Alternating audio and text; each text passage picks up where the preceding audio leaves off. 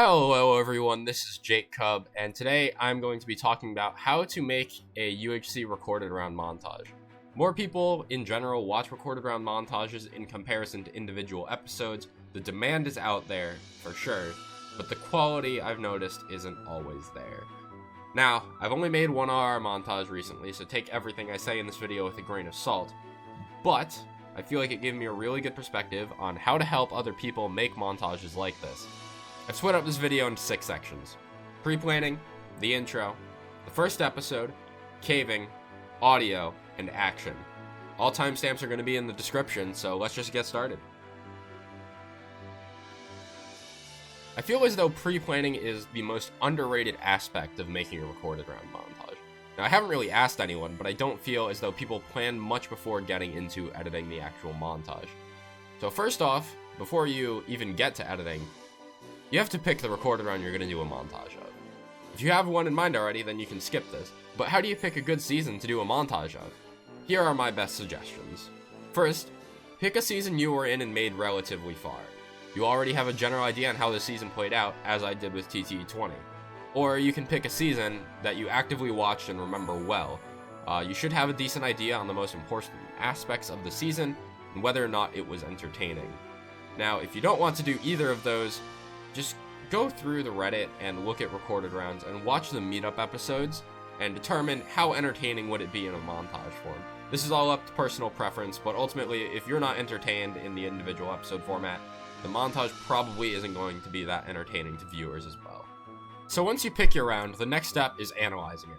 I'm going to reference how I made my TTE20 montage a lot throughout this video, starting with understanding the narrative. I chose to do a montage of TT20 because I knew how important my perspective was to this season. I placed 5 of the 6 End Rise and opened the end portal in episode 4, which is ridiculously early in comparison to most Dragon Rushes. I knew how lucky I got in my perspective and how entertaining it was, on top of how it affected the season as a whole. I would say that my perspective was probably one of 3 key perspectives throughout the season.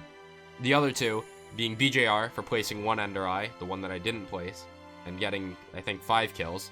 And then Sedgos for winning the game and getting the most kills. When you pick your season to do a montage of, figure out which perspectives are these key ones. It doesn't always need to be the person who wins, but they're usually a good place to start. People that get a lot of kills is another place to also look at. Figuring out these key perspectives will help you shape the rest of your montage. They're most likely going to get the most screen time, which isn't a bad thing. They're probably the most enjoyable perspectives to watch from the season. And they're also going to help shape the narrative of the season the most in comparison to any of the other perspectives. Once you've figured out who your key perspectives are, then you need to fill out the less important players and their narratives throughout the season. This step is most likely going to be the longest process and the most tedious, because if you do it like I did with TT20, you're going to analyze the entire season before you even begin editing, or at least a few episodes in. What I did for TT20 is I took a notepad and I skimmed through each episode of every player that uploaded, and anything important that happened, I would write it down in order of when it happened, relatively. Things I tried to focus on for TT20, at least in the beginning, were any structures found, anyone that entered the Nether and got potion stuff, any Endermen found and killed, people that found a significant amount of diamonds, and any encounters or close encounters that may have happened or were avoided. If you do it like I did, where you plan out the entire montage in notes before editing, you'll get a really good idea on how the season plays out as a whole. As a general tip, don't be afraid to note down more than what you think you're going to include. There were multiple events that I had in my TT20 montage originally that I later removed due to deeming them unimportant. Once you understand the narrative of the season and have a general idea on the key perspectives and moments, you can start thinking about any graphics you'll need. For the most part, this just means player indicators, but for certain rounds, there are scenarios that may require other graphics.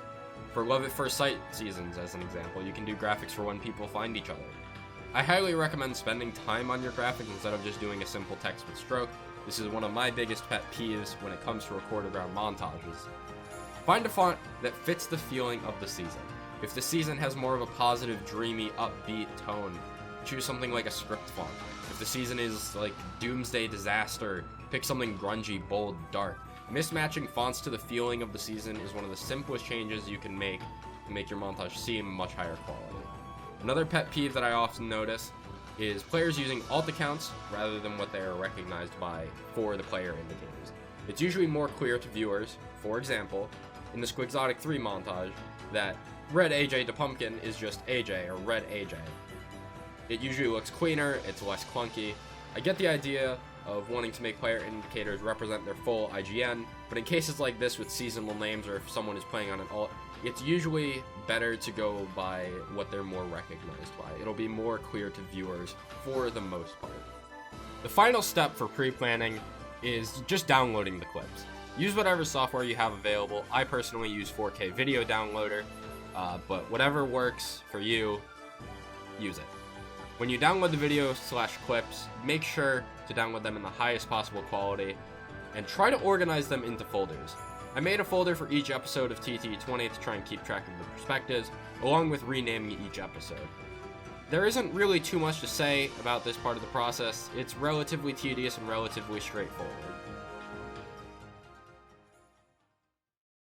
The biggest problem that I find with this section of a recorded round montage is people just dropping the pregame intro of the round at the beginning of the montage, and then placing the intro right after. Straight up, it's just boring. It's not entertaining. It's not unique. It's not creative. People already don't watch the pregame. Some people don't even watch the intro. So I feel like people just include it at this point because it's the norm. So what can you do to make the opening to your montage more interesting? Pick out the most important information. And if you really want to go the extra step, pull out some clips from the season without audio describing what is being told in the pregame. I'm going to reference Brick's Aquaphobia 11 montage here. In your head, compare this to just putting the pregame in with the organizers talking. Hey everyone! This season, we will be playing a flooded city world. There are cities around the map, which also affects the cave generation, and in flooded, the map will be filled with water between Y20 and Y80. Guardians spawn naturally. We'll also be playing with teams of 2. Besides that, I think we're ready to go. The difference should be quite noticeable. It actually hooks you in by describing the scenario and only saying the most useful information. You don't need to cover the game rules in the pregame of a montage, like if absorption is on or if horses are on. In my opinion, the most important information is the organizer saying welcome to the season and the scenarios. Anything else is usually not that important. If your pregame intro is more than 30 to 45 seconds, you can probably cut out some information. There's probably some junk that isn't needed. Ask this question to yourself when you're showing the pregame. Is the information I'm being told important to the understanding of the season? If I leave this information out, are people going to be confused, or are they still going to understand what's happening throughout the montage? When it comes to my TT20 montage, I did something a little over the top. This isn't always the right move to do a very long pre-intro like I did. Mine was almost 2 minutes long, in fact. However, due to it being a special season number, season 20, on top of TT's theme of doing a Dragon Rush season every 5 seasons, I felt that this information was important to convey. There's more backstory to season 20. There's the backstory from season 5, from season 10, and season 15. For most recorded rounds, this isn't the case. For example, if I were going to, let's say, make a montage of Agency season 11, I wouldn't do anything over the top there, since there isn't any pre-existing narrative from season 10 or season 9 for me to cover. When it comes to adding music in the pregame, there's a few things you can do. You can either try to sync up the music from the intro for the season to the pregame, or find a cinematic track that will lead into the intro well. My recommendation is to put in the effort to find a fitting cinematic track.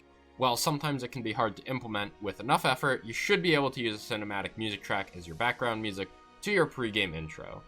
Using the season intro for the music pregame, it works, but it often isn't as effective, I find. Or, as in Brick's Aquaphobia montage, you don't even need to include the season intro at all, which may help making the cinematic music work as an opener to your montage. Play around with these suggestions and see what works best for the round you want to make a montage of to make your opening to the montage hook the viewer and make it as interesting as possible. Now we're getting into the meat. If you've done the pre-planning, this should come pretty easy, but maybe tedious. You should have an idea of the order the clips are going to play out in your head, which should make it easy to drop them all into your editing software. If you skipped pre-planning, now is the time to go back and do it. Some basic advice I like to give for what to show in the first few minutes of the montage would be to just don't show more than 2 to 3 perspectives max of Welcome to the Season. I would recommend just doing one perspective. Try to find a clip that isn't too crazy/hyper. They can be funny, but are usually not great clips to be the first thing that a viewer sees. In general, you want to open the montage with something that will grab the viewer's attention, and those hyper/crazy over-the-top clips usually don't fit that. When it comes to any general UHC moments, try to use players that aren't going to be featured very much throughout the montage to make it feel more complete. Stuff like explaining scenarios briefly, killing animals, that kind of stuff that everyone is going to do anyway. Just don't force it if it isn't appropriate. Find important commentary bits, even if there isn't much going on in game. If a player describes a game plan that ends up working out, make sure to include that. I did that with BJR's perspective in my TT20 montage and with my perspective. What I want to try to do is get my day one supplies, get down, be in the Nether by at the start of episode 2, and then out of it by midway through episode 2. But I am going to place some of them to hopefully incentivize other people that may also have some pearls or some Eyes of Ender. Any structures that are found are usually important to include in this first episode. If it's a village chest with useless loot, you don't need to include it, but for the most part, this is interesting information that a viewer is going to find intriguing. My final tip is that you don't need to showcase everyone that takes early damage. Usually just showcasing the person that takes first damage is fine, and then after that, anyone that takes significant amounts of damage early on, or even just throughout the season, that's the important stuff.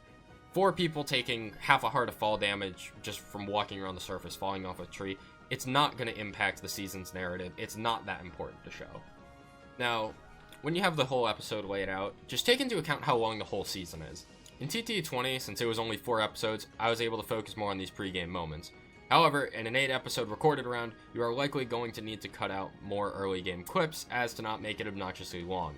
I would say this portion of the montage probably shouldn't be much longer than 3 minutes most of the time, but each round is its own round, so take that as just a general guideline. Once you have the first 10 minutes of the game or so set up in your video, the caving part of the montage usually comes next. There's 2 different styles of how to edit caving I've noticed. There's the very fast-paced sync to music without audio, similar to how caving is edited during a UHC highlights, or inserting clips with audio at a slower pace, which is the more traditional route, I would say. This leads to my general point on how to determine which information is important and which information is not important. I already briefly touched on this earlier within the first episode, but it comes back again here. With the pace of UHC currently, most teams are going to find a lot of diamonds, and it's going to be impossible to get it all into the montage if you're doing it at a slower pace. So, my advice is to just try and figure out if either A, someone mines a large amount of diamonds, in general, or if finding diamonds early on impacts a fight. Showcasing everyone mining diamonds or enchanting isn't entirely necessary, as all teams are going to be enchanted with some diamonds at some point in the game. However, if getting enchanted and having diamonds early on means that that team or person gets an early kill, or it's going to impact their season specifically, that is something worth highlighting. Try to determine the players who are the most impacted by their gear and showcase that. For example, with my TT20 montage, both Jakekub and Joey found diamonds in their caves, but I chose to exclude their diamonds that they found. Why? They didn't heavily impact the season narrative. Jakekub died in the first fight to Brent, and Joey only found that 1 vein of diamonds to get enchanted. However, on the contrary, Speedershire found a large amount of diamonds in his cave, which heavily affected his game, which is why I chose to include most of his diamonds that he found. If you're doing the fast-paced style, where you show 1 or 2 ores mined and then move to the next perspective and then the next perspective, include as much as you can reasonably fit within the song.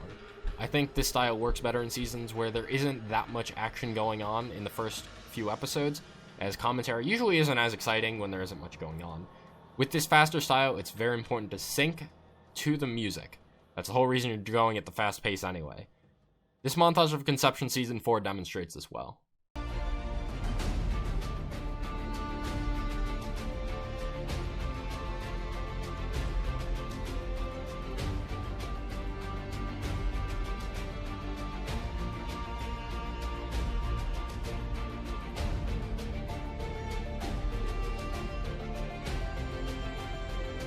I can critique that some of the syncing is a little bit off, but the principle is still there if you want to go for the faster pace. Other caving things like strongholds or dungeons or mine shafts, etc., if any good loot is found, it's usually good to include. Having audio commentary reactions to finding these special structures with loot is usually going to enhance the moment, as often people get excited for these structures. So if you are doing the faster pace where you're going from 1 or 2 ore mine, it might be worth slowing it down to include the audio for these special pieces of loot that are found.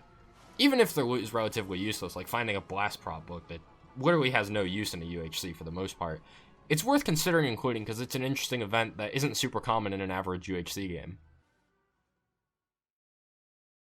I want to make one thing clear here. Audio is not just music. While music is a big part of your montage, there is also the component of the audio from the game itself.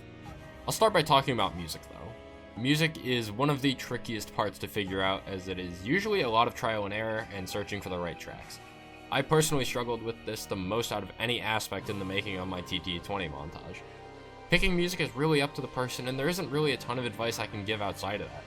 You don't always need to make something cinematic though. I found that most cinematic tracks have a slow build up into a big intense finale climax of sorts, and that doesn't always fit what is going on in a UHC.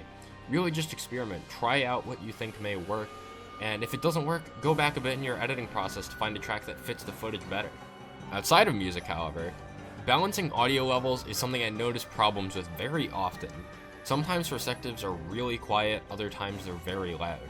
In general, I suggest to balance the music around the louder perspectives, where in-game sounds are more prevalent. You can always increase audio levels of the quiet clips, which is something I did frequently with TT20, with BGR, and Frankie's perspectives. Compare the difference between these two clips of Frankie saying the same thing.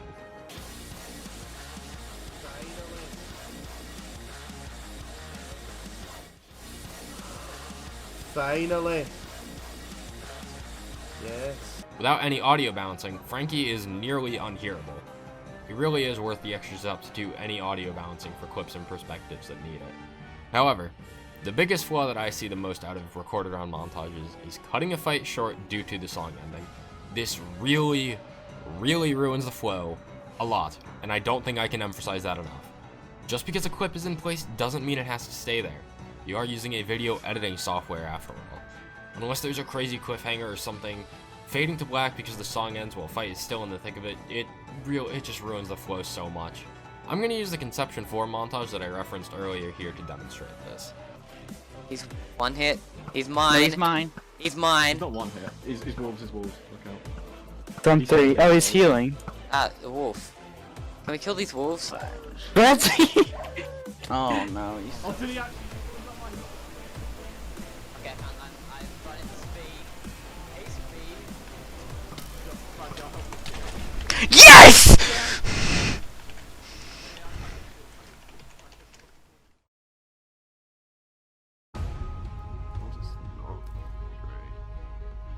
I'm just gonna have to run for a bit. It's unfortunate. Go in, please. I'll try and split him. I hit him twice with my sword. Fuck. Ah, good thing.